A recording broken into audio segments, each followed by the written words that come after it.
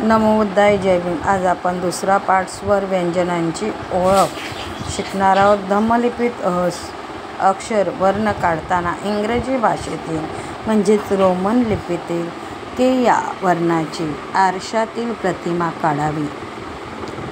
आ अक्षरासाठी प्रथम अ वर्ण लिहून उभ्या रेषेवर उजवीकडे शिरोभागी किंवा मध्यभागी एक आडवी रेषा द्यावी.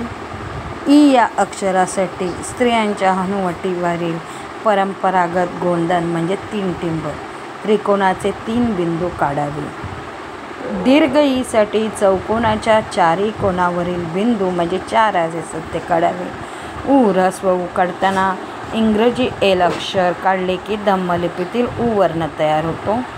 दीर्घ ऊसाठी प्रथम ह्रस्व उ काढावा, नंतर त्याच्या मधोमध उजवीकडे आडवी रेषा द्यावी म्हणजे दीर्घ उ होतो. ए वर्णासाठी आपण त्रिकोणाचे चित्र काढायचं आहे. ऐ वर्णासाठी प्रथम ए वर्ण काढून त्याच्या शिरोभागी डावीकडे एक आडवी रेषा दिली की ऐ वर्ण तयार होतोय. ओ वर्णासाठी धम्मलिपीत ह्रस्व उ लिहून शिरोभागी डावीकडे एक आडवी रेषा दिली की ओ वर्ण तयार होतो. दीर्घ औ साठी ह्रस्व उ काढून डावीकडे 2 आडव्या रेषा दिल्या किंवा दीर्घ उ काढून डावीकडे एकच आडवी रेषा दिली की औ तयार होतोय. 2 प्रकारे औ आहे. आता आपण प्रत्यक्षात कशा प्रकारे लिहायचं हे शिकणार आहोत. अ लिहिताना केची आरशातील प्रतिमा म्हणून या प्रकारे याला आपण त्र देखील म्हणू शकतो. फक्त शिरोधारा दिली नाही तर हा त्र वर्णच आहे. त्याप्रमाणे आ लिहिताना आ म्हणजे काना चिन्ह आहे. प्रथम अ काढायचं आहे, त्याला मध्यभागी एक रेषा द्यायची आहे किंवा आपण दुसरा आ काढताना शिरोभागी, कारण आ चिन्ह 2 ठिकाणी दिलं जातं. ई काढताना त्रिकोणाच्या 3 कोनावरील बिंदू म्हणजेच ई. दीर्घ ईसाठी हा ई आपण दीर्घ स्वरूपात पोचतो 4 बिंदू.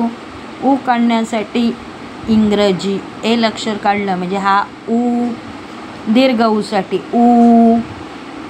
प्रथम ह्रस्व उ काढून मध्यभागी एक रेषा दिली की दीर्घ उ तयार होतोय. ए साठी त्रिकोणाचं चित्र काढायचं आहे, हा आहे ए. ऐ साठी प्रथम ए काढायचं आहे. ए काढल्यानंतर शिरोभागी डावीकडे एक रेषा दिली की ऐ, हा ऐ. ओ साठी प्रथम उ काढा, त्याला शिरोभागी एक रेषा दिली की ओ वर्ण तयार होतोय. औ साठी आपण प्रथमतः उ काढा, त्याला 2 रेषा दिल्या की ओ तयार होतोय किंवा प्रथमतः दीर्घ उ काढून शिरोभागी एकच रेषा दिली की हा औ तयार होतो. 2 प्रकारे औ आहेत. अशा प्रकारे धम्मलिपीत